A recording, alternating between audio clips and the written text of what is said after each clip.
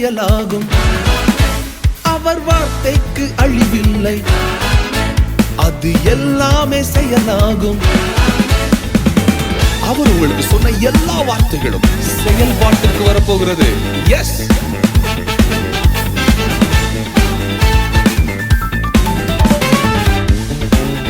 ஆமென். அவர் தழும்பாலே குணமானோம். ஆமென். இனி பலவீனம் நமக்கில்லை.